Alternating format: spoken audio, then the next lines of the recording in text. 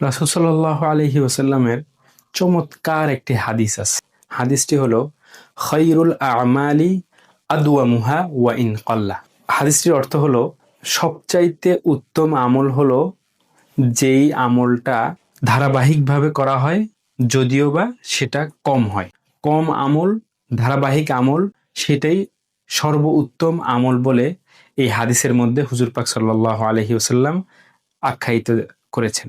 দেখুন, এই হাদিসটিকে আমরা আমাদের জীবনে চমৎকারভাবে ফিট করতে পারি, আমাদের জীবনে এটাকে অ্যাপ্লাই করতে পারি। দেখুন, প্রতিটি কাজ, প্রতিটি স্কিল, প্রতিটি ক্ষেত্র বা প্রতিটি বিষয় আমাদের জীবনে যা কিছুই ঘটে, সবগুলোর মাঝে ওই জিনিসের প্রভাবটাই সবচাইতে বেশি।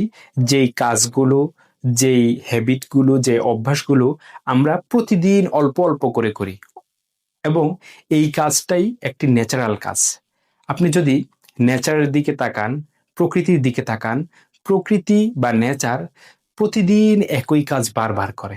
আপনি সূর্যের দিকে তাকান, সূর্য কি তার একদিনও কোনো একদিনের জন্য সে রেস্ট নিয়েছে? প্রতিদিন সে উঠে, তার কাজ সে প্রতিদিন করে।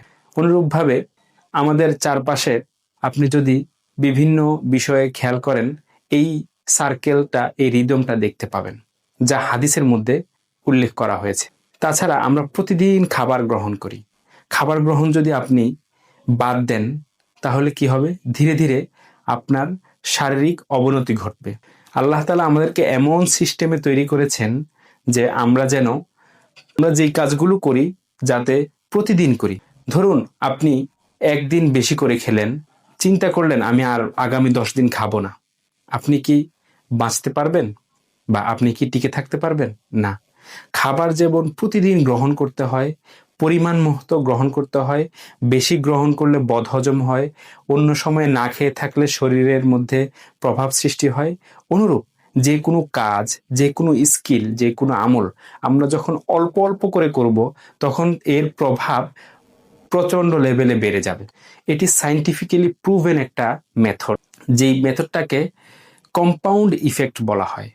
কম্পাউন্ড ইফেক্ট সূত্রটির ব্যাখ্যা হলো, আপনি কোনো একটি কাজ যখন একটু একটু একটু একটু অল্প অল্প অল্প অল্প করে করতে থাকেন, দিন শেষে, বছর শেষে সেই কাজটা বিশাল আকার ধারণ করে।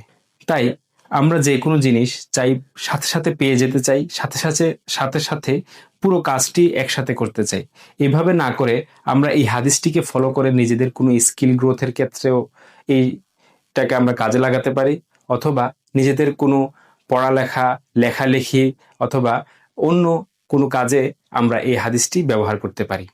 আশা করি আপনাদের উপকার হয়েছে এই হাদিসটির আলোকে আলোচনা করাতে। আসসালামু আলাইকুম ওয়া রাহমাতুল্লাহি ওয়া বারাকাতুহু।